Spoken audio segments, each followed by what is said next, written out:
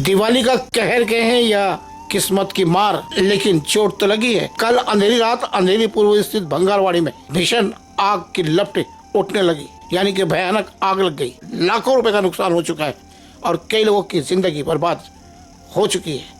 लेकिन इंसानियत ने अपना जो रोल है वो दमदार तरीके से निभाया है। पास में ही इस प्राइवेट सोसाइटी के लोगों ने अपनी इंसानियत दिखाते हुए जो उनके पास पानी उपलब्ध था वो पानी भरपूर मात्रा में उपलब्ध करवाया।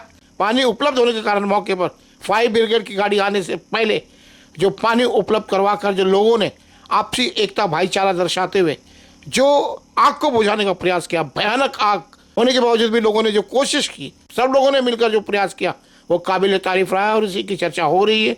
आग से और भयानक नुकसान हो सकता था, लेकिन लोगों की सूझबूझ, आपसी सहयोग व प्रशासनिक अधिकारियों और नेताओं की सक्रियता के कारण उस पर काबू पा लिया गया है।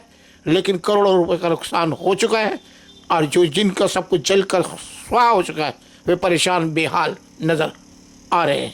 इंसानियत रो रही है क्योंकि उनका सब कुछ खाक हो चुका है आग की बड़ी बड़ी लपटों में।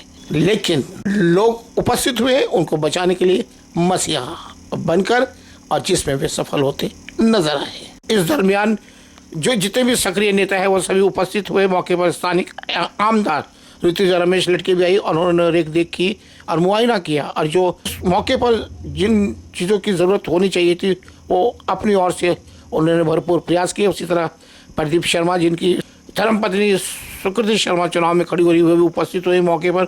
और मुर्जी पटेल तो शुरू से लेकर लास्ट तक लोगों के साथ कंधे से कंधा मिलाकर दिखे। पूरी रात जब तक आग बुझी नहीं, लोगों के दुख दर्द को समझते हुए, आश्वासन देते हुए, वो उनके साथ हर कदम खड़े होने का वादा करते हुए उनके सुख दुख में शामिल रहे। वहीं जो सांसद है रविंद्र वाइकर, उन्होंने दुख जताया है और उन्होंने हर प्रकार की उचित कार्रवाई करने का आश्वासन लोगों को दिया है। यहाँ हिंदू मुस्लिम सभी लोग रहते हैं, लेकिन ज़्यादातर अल्पसंख्यक समाज के लोग हैं। नुकसान दोनों का हुआ है क्योंकि आसपास में सभी की दुकानें होती है, जैसे हमारा कल्चर है, और इस कारण समस्या खड़ी हो गई कि अब आगे उनका क्या होगा। तो ये आग कैसे लगी ये प्रश्न है। ये लगी है, ये लगाई गई है, ये तो आने वाला वक्त बताएगा। लेकिन जांच का विषय तो है कि आखिर जब दिवाली के समय लोग पटाखे फोड़ते हैं तो अधिकतर स्लम क्षेत्र में ही आग क्यों लगती है, ये प्रश्न बार बार उभर कर आता है। आज ज़्यादातर आपने देखा हो कि मुंबई के अंदर 80% के ऊपर दिवाली के समय ही आग लगती है स्लम क्षेत्र में, और ये एक तरीके से रैकेट के रूप में उभर कर आया है कि दिवाली के समय ही स्लम क्षेत्र में आग क्यों लगती है। तो भंगारवाड़ी के लोग परेशान व बेहाल है। अपनी परिश्रम से जुटाया हुआ जो अस्तित्व था वो कहीं ना कहीं जलती हुई लपटों में खाक हो गया है। तो कुल मिलाकर यही है कि जो आशियाना था वो जलकर खाक हो चुका है। अब जो सपने हैं उनकी खुशहाली होनी चाहिए थी, लेकिन उनकी दिवाली खाक हो गई।